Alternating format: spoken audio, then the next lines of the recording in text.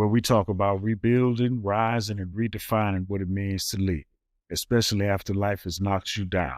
I'm your host, Ed Bankston, a returning citizen, credible messenger, and someone still trying to figure out what it means to rebuild not just a life, but an identity. On this show, we'll bring you stories that challenge the stigma, uplift the struggle, and remind the world your past may shape you, but it doesn't define you. This is Life Beyond Conviction. Let's get into it. As you can see, as a gift from one of my homies, I got a brand new hat repping the culture. So, thank you, Adewale. Shout out to my man, to my brother. Today, we're going to talk about something I had to learn the hard way, what true ownership means. And we're not just talking about owning a business or a home, but owning you, your decisions, your reputation, basically your brand. This one's for the dreamers, the side hustlers, the justice impacted brothers and sisters who say they want freedom. Let's talk about what that really takes. Let's start with image, okay? Especially in the era of entrepreneurship. A lot of young people today are big on expressing themselves. I hear it all the time. Things like, I'm just being me. I'm keeping it real. I don't really care what everybody think, or, my favorite is I'm living or speaking my truth.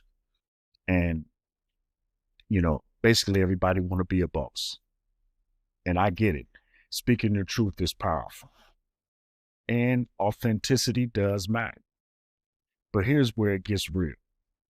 Those same folks often say they want to be their own boss, start a business, build a brand. At some point, you got to recognize that image is part of the product. You are the brand, and how you show up, that's your package.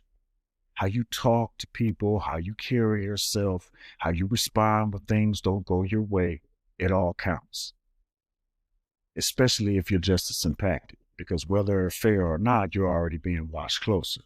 And all I'm saying is there's a fine line between personal freedom and professional growth. Okay. Because you just can't do what you want to do, even though, you're an entrepreneur or you're your own boss. And if you don't learn to walk it, you'll end up stepping over your own success. Listen, you don't have to sell out, okay? But you do have to smarten up. Because in business and in life, the way people perceive you might decide whether they buy from you, hire you, work with you, or invest in you. And that's not just for Instagram reels or business cards, okay? It's how you carry yourself in the waiting room, how you respond to correction, constructive criticism, how you walk into a room where nobody expects much from you and leave with respect. Now that's ownership. That's understanding that freedom doesn't mean chaos. It means discipline, direction, and decision making. You can't, you can't keep blaming the world if you're not even showing up like you belong in the room. And I say this with love because I've lived it. Listen, again, there's no change, no progress, no healing without that first step in accountability. You see, we live in a world where it's easy to blame everything, our upbringing, our environment, even other people. And trust me, those things do matter. But when we talk about self-improvement, when we talk about recovery, we got to start with the mirror. The first step to recovery, to turning any situation around, is admitting that we have a problem, that it wasn't all them, that we made some choices, some decisions, some moves that weren't in our best interests. Now, this isn't about shame, it's about power, gaining it back. Because once you own it, you can change it, right? Responsibility is the foundation for freedom. Not just legally, but mentally, emotionally, and spiritually. You can't build a better future on top of denial. Let's get that straight. So the real question is, what are we still blaming others for that we need to own?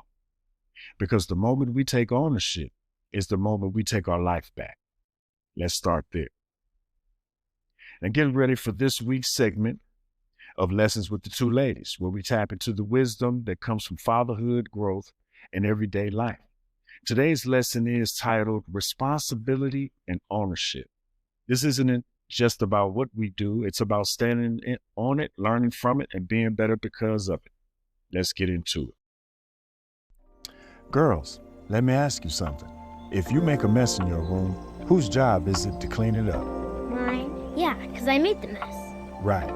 Now imagine life is like that too. We all make messes, bad choices, wrong turns, things we wish we didn't say or do. But who's responsible for cleaning it up? We are. Exactly.